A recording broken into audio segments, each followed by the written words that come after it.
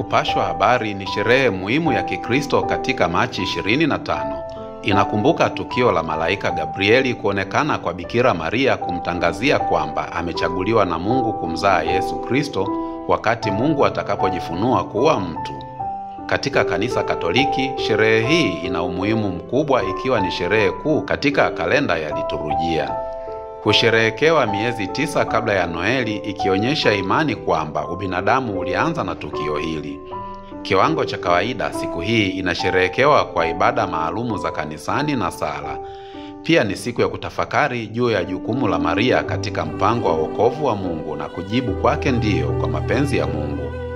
Hii pia imekuwa ni siku ya kujieleza kwa sanaa mbalimbali, kwani tukio la tangazo hili limeonyeshwa katika michoro isiyohesabika ya sanaa katika historia kama vile Leonardo da Vinci na Fra Angelico.